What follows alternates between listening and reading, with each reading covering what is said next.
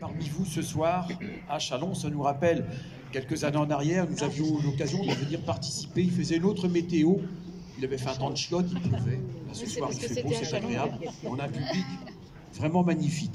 La première pièce que nous avons interprétée était la marche qui s'appelle Nos képis blancs, qui est la marche officielle de la 13e demi-brigade de Légion étrangère, qui est basée au Larzac, au-dessus de Millau. Et cette année, cette fabuleuse, ce fantastique régiment fête les 80 ans de la victoire de Bir Hakeim, des combats de Bir Hakeim. C'est la phalange magnifique de la Légion étrangère. Nous allons poursuivre en vous interprétant un chant. La pratique du chant, la Légion étrangère, a plusieurs buts. Un, c'est de rassembler les gens dans la cohésion le soir au bivouac. Ça permet aussi, dans les déplacements, de marcher au pas, cadencer. Et à la Légion étrangère, c'est une magnifique façon d'apprendre le français. Donc la Légion étrangère a un grand catalogue de chants à son répertoire. En voici un qui s'appelle « Le fanion de la Légion ».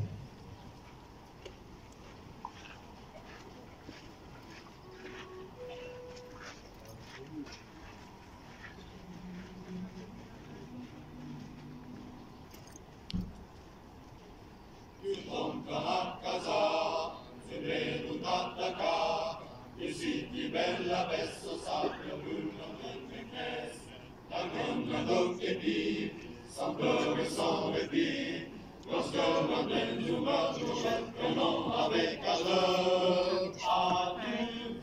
As-tu vu les canons de légionnaires? As-tu vu là? On nous appelle les forts de terre.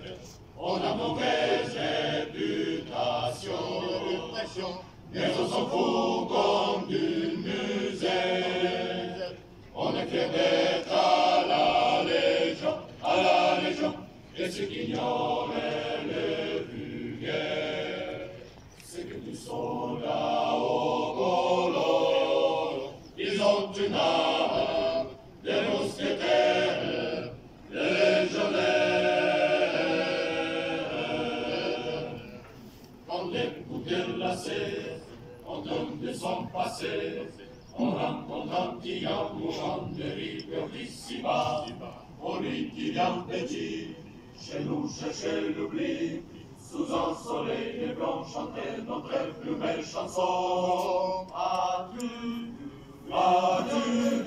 le canon des légionnaires? As-tu vu là? On nous appelle les forts de terre. On a mauvaise réputation, mais on s'en fout comme d'une musette. On est fiers d'être à la Légion, et ceux qui ignoraient le vulgaire, c'est que nous sommes là au colon. Ils ont une arme, les mousquetaires, les légionnaires.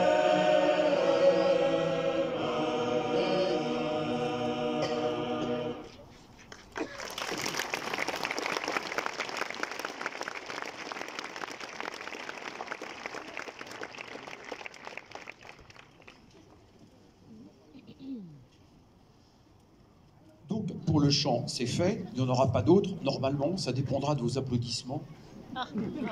Non, mais pas tout de suite, pas tout de suite. On a le temps. Attendez, la nuit à peine tombée.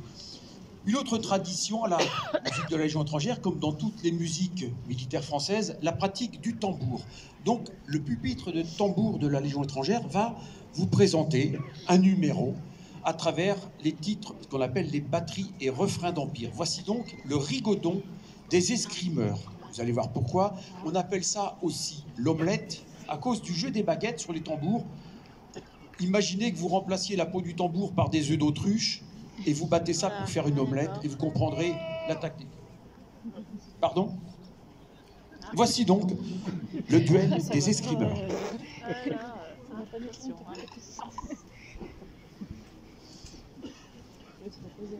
Non.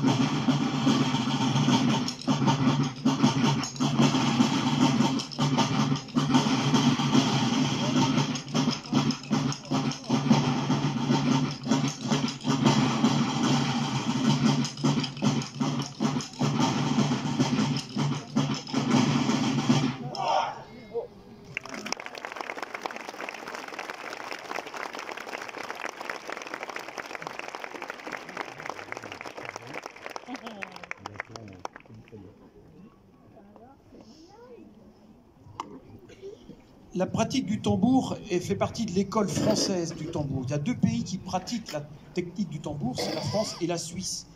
Donc à la Légion étrangère, il faut savoir que la Légion étrangère, c'est pas ouvert qu'aux étrangers. Les Français peuvent s'engager aussi à la Légion étrangère. Sauf qu'au pupitre de tambour ici présent, vous avez le première classe Pandey qui vient du Népal. Vous voyez que c'est pas un Français. À côté, vous avez le caporal Song qui lui vient de Corée du Sud.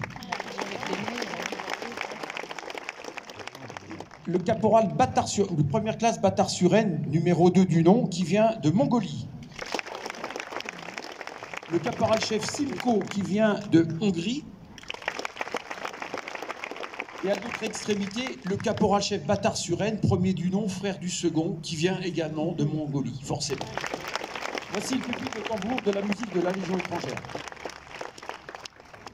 Dans les années 80, un chef de musique militaire qui s'appelait Jacques de Vogel, qui a commandé la musique de l'air de Paris, a beaucoup écrit pour les formations de l'époque. C'était la mode des batteries fanfares. Et il a pris sur un air d'une chanson populaire française, 3 jeunes tambours.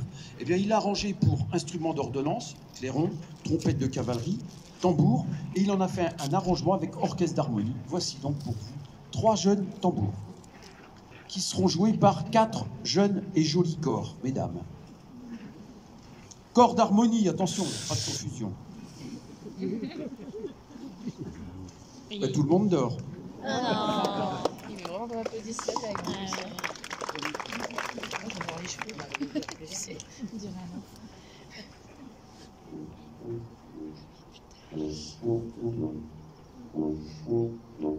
C'est chaud.